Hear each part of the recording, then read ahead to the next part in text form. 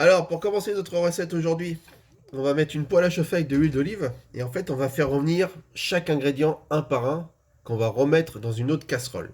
Voilà, comme ça, on va bien les faire saisir un par un, les poivrons, l'aubergine, les échalotes, l'ail.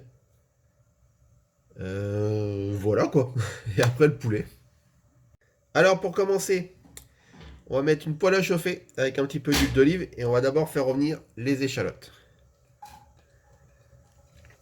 Les tomates, on les mettra vraiment à la fin, ainsi que le basilic. Donc ça, hop, vous le mettez de côté. Là, à côté, je me suis préparé une autre casserole. Voilà, ici, avec un petit fond d'huile d'olive. Ce sera pour mettre les échalotes une fois qu'elles seront revenues. Une fois que les échalotes vont être revenues, on va faire revenir le reste des ingrédients. Aubergines, courgettes, poivrons. Et tout à la fin, on fera revenir aussi le poulet. Et c'est important, moi j'aime bien faire une ratatouille en faisant revenir chaque aliment un par un et après remis dans une grosse casserole pour le faire mijoter. Pendant que mes échalotes sont en train de revenir tranquillement, vous voyez, tac, je vais prendre mon ail, je vais la couper en deux. Et puis ce que je vais faire, c'est que je vais enlever le germe qu'il y a dedans. Donc c'est hyper simple, vous coupez, hop, vous enlevez, vous voyez. Donc ça, c'est pas très bon pour, par exemple, les femmes enceintes, hein, le germe, donc du coup, on l'enlève. Ça, poubelle. Et avec un morceau d'ail, je vais gratter mon pain bruschetta. Même si on s'en sert plus tard, au moins il sera gratté, comme ça on va pouvoir mettre notre ail dans la ratatouille. Tac, voilà. Ça c'est pareil, on met de côté. Maintenant, si vous n'avez pas un presse-ail, vous prenez un gros couteau comme ça, vous posez votre ail dessus, mettez le couteau sur l'ail et voilà. Et vous n'avez plus qu'à mettre ça dans votre poêle. Donc là, on va mettre avec l'échalote. Tac, avec les échalotes. Hop, voilà, vous voyez. Tac, on va faire revenir ça encore avec un petit peu d'huile d'olive. Et après, on fait revenir tous les ingrédients un par un. Donc là, j'ai débarrassé mes échalotes avec mon ail. J'ai remis la poêle à chauffer. Je mets les poivrons maintenant. Et je fais tout revenir. Tous les ingrédients. Donc, et à chaque fois, on sale et on poivre. Donc ici, les poivrons. Là-bas, les échalotes avec l'ail. Après, l'aubergine, les courgettes. Et après, on fera revenir le poulet. Ok, allez, je vous laisse faire et on se retrouve après.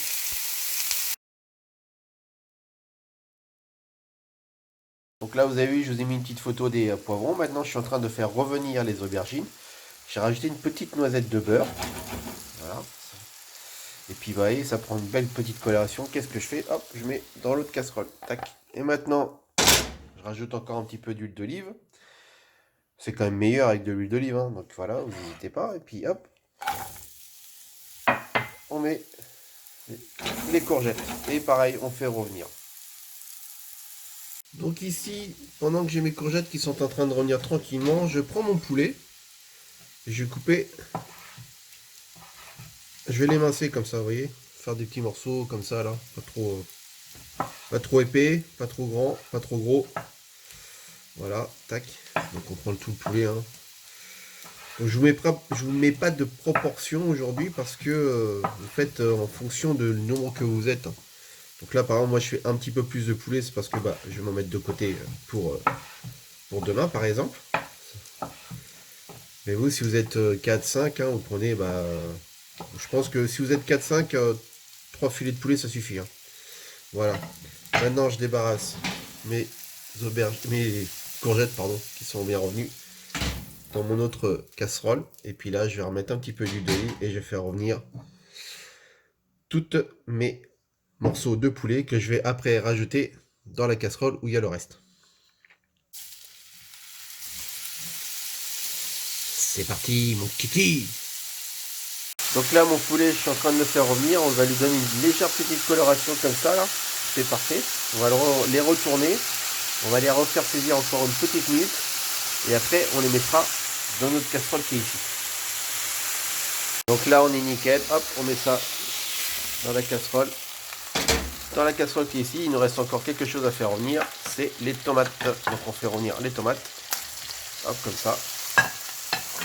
On va hacher grossièrement notre basilic qu'on va rajouter dans les tomates. Et après, on mettra tout ça ici. Et je vous montre.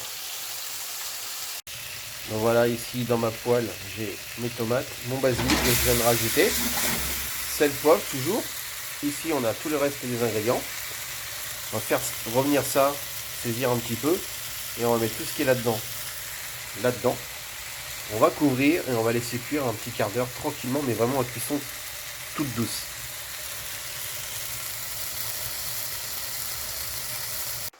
Donc voilà, tous les ingrédients sont dans la même casserole. Vous voyez, hop, on mélange un petit peu.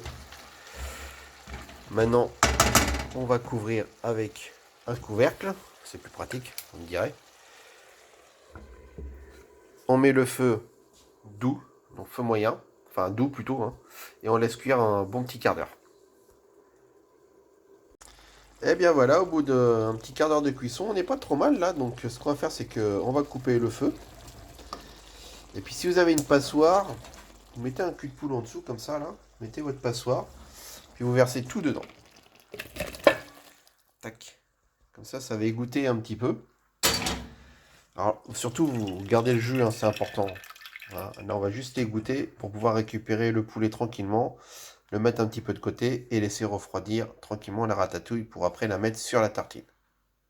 Donc voilà, j'ai récupéré mon poulet qui est ici, j'ai mon jus qui est là, j'ai ma ratatouille qui est là. Maintenant, je vais remettre la ratatouille dans le jus et je vais laisser refroidir comme ça, tranquillement. Comme ça va bien confire les légumes avec le jus qui va refroidir tranquillement.